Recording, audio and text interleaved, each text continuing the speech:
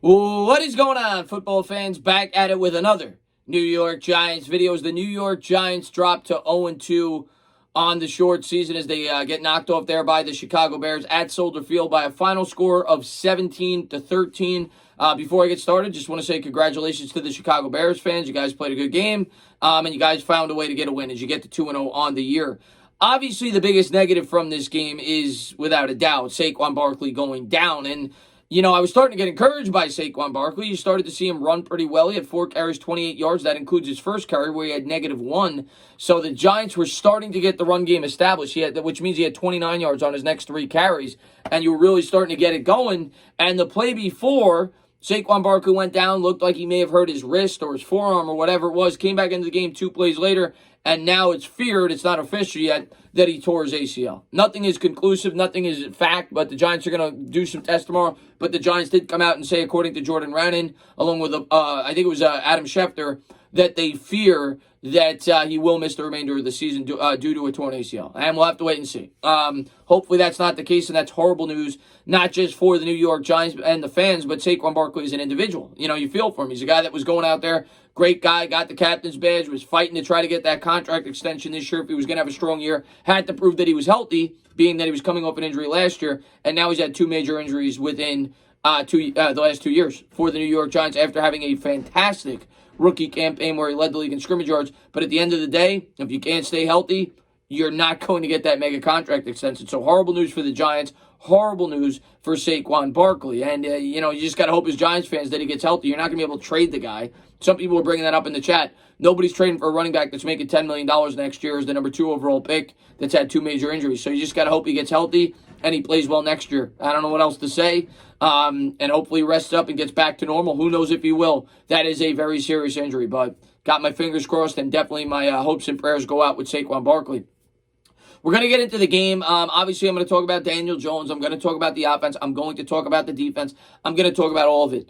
Overall, I thought the defense played well, but one key area specifically, and it did get better as the game went along, but really the main reason why we lost this game outside of the injury, Sterling Shepard also went down with an injury, and we got the Bears had a 17-0 lead at the half, so the Giants definitely showed fight in that second half. I want to mention all the positives, which is a good thing for Joe Judge. A lot of these other coaches, the teams would have quit. This team showed fight, and if we're being fair, I got to practice what I preach. Going into the year, I said this was a year for progression. This was not a year I was expecting playoffs. It was not a year I was expecting Super Bowls. So me personally as a fan, I'm going to try to take positives out of each and every game. There's certainly a lot of negatives to go around in this game, though, but I got to practice what I preach, like I said. If I'm going to say this is a rebuilding year and this is a year where we have to see growth, well, in law, you have to expect that we're going to lose football games, being that it's a young team, being that we didn't have a normal offseason. But this was certainly a game we could have won. And if we would have done a couple of things, we would have won. But we did not do it. In terms of the third down conversion rate, because that to me is the biggest reason why we lost this game, both on offense and defense, we didn't pick up key third downs. We were only 3 of 13 in that area. And we'll start with the offense there. There were 2 key drops in this game. One early on when Daniel Jones was really struggling. He threw it to Sterling Shepard. I think it was a slant pattern. Granted, the DB, I think, did get his hand in there, but that's a play that Shepard has to make. He has to hold that into his body, come down with a catch, was unable to do it. That was a key, in conversion there, whatever it's called there on third down, that they were not able to move the chains. Another one was later in the game where Darius Slayton had it right in his mitts. I think it was a slant pattern. Again, he was wide open, and he just dropped it. So those were 2 key plays that we couldn't extend the drives. In terms of the defense, the third down conversion rate was horrible early on. It got better over the course of the game, but still they were 9 for 16 on third down. There was one point where Trubisky was 8 for 10 throwing with 7 third down conversion rates on 10 passing opportunities. They showed the graphic up there on the stats. And, yeah, the defense definitely got better as the game went along, but because of the third down conversions, there was, I think, an 11-minute disparity in the time of possession. We only had the ball for about 24 minutes. Some of that, of course, has to do with the turnovers that Daniel Jones committed, but the Giants did create 2 turnovers on defense as well, creating 2 interceptions, which is we're going to get into James Bradbury in a second, who was the star of this game. But we couldn't get off the field on third down. It was the same problem we had last year. Overall, I thought the defense played very well, though, in the second half. They kept us in this game. They definitely fought hard, especially when you factor in that we were getting killed in the time of possession. In terms of Daniel Jones, I am going to talk about the positives in the second half, but in the first half, he put us behind the 8 ball. He did. I mean, you can't fumble there. And it's not like last week. Last week, I could have made him an excuse if they called that a fumble for Watt because he was there within a second and a half. This fumble, you're in the pocket, you have time, you're scanning the field, you have to sense that pressure, you have to put the ball in and take the sack and go down to the ground there.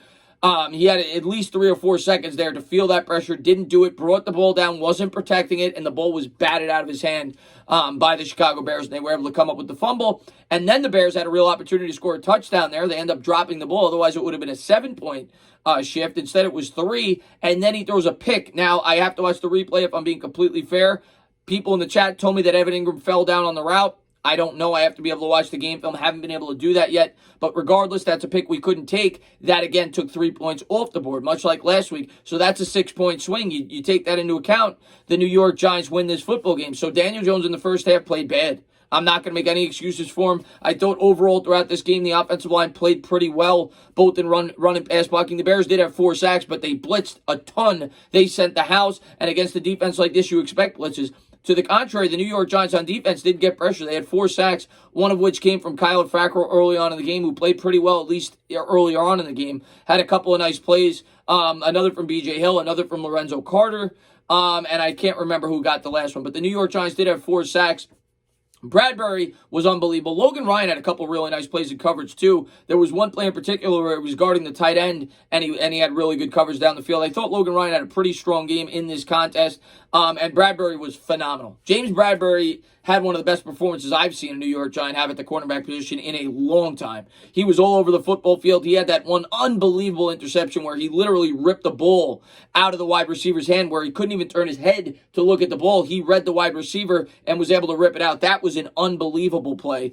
He had a number of other pass breakups, and he created the other interception. Yeah, Julian Love came up with it, but the guy who created the deflection, who got his hand in there, was actually James Bradbury. James Bradbury today, A+ from him. And he created the 2 turnovers, which gave the Giants an opportunity to stay in this football game. Staying on the defense, one point in the game, this can't happen. The last drive for the Bears, where, in fairness, the Giants' defense is wearing down because you couldn't convert on third down throughout the entire game. Like I said, there was an 11-minute differential in time of possession. But on that 1st and 25 after the penalty, you can't give up a 23-yard run. We're not even talking about a throw. We're talking about a run to right guard. There was nothing crazy. It was just hat on hat. They out-muscled us. And it was that entire drive. They just kept running and running and running. It forced the Giants to use those timeouts. Yes, they got the ball back, and they had pretty good field position after the Bears missed the field goal. But if the Bears make that field goal, you're down 7 with no timeouts at your own 25. They were fortunate enough to see the Bears miss it, so it gave the Giants good field position and an opportunity to win that game down the stretch. But the defense on third down in this game was horrible, and down the stretch, they couldn't stop the run. Now, they definitely made some plays there to force them into that field goal opportunity, so that is a credit to the defense. And overall, this defense played well. I mean, they gave up 304 total yards in this game. 190 yards for Mitch, 2 touchdowns, 2 interceptions, and in the second half, they came to life. James Bradbury in particular. But overall, I thought it was a really good effort by the New York Giants defense in this football game. And the defense has actually exceeded my expectations earlier on in this season. To Jones's credit, he played tough in the second half. I'm not going to forget what he did in the first half, though. He definitely put us behind the 8 ball. Played well in the second half. That long drive for, I think, 96 yards was all Jones.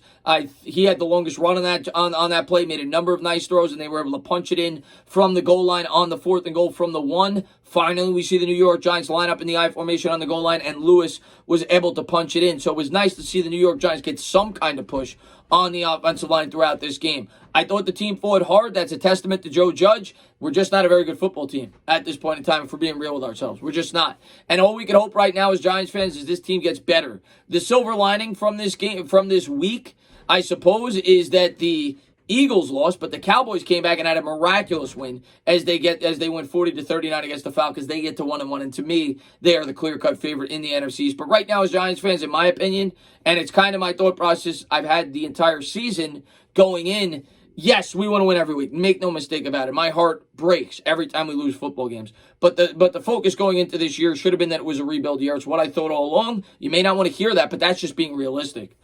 This was a team that was young. We didn't have a normal preseason, and we just have to hope this team gets better week in and week out. From the positive standpoint, like I said, the defense does look better. I'm going to give Patrick Graham credit. I think the defense has played well, or as well as you could have hoped for, with no preseason and no time to adjust. We only gave up 17 points against the Bears. We shut them out over the entire second half. And I thought we did a pretty decent job against that Pittsburgh Steelers team as well. We created 2 turnovers in this game. The offensive line looked better. They couldn't have looked worse, though, if we're being fair, than the week before. But they definitely looked better. I thought they did a decent job. Daniel Jones played well in the first half, but you can't forget that second half, and he gave the Bears a real opportunity to win this football game.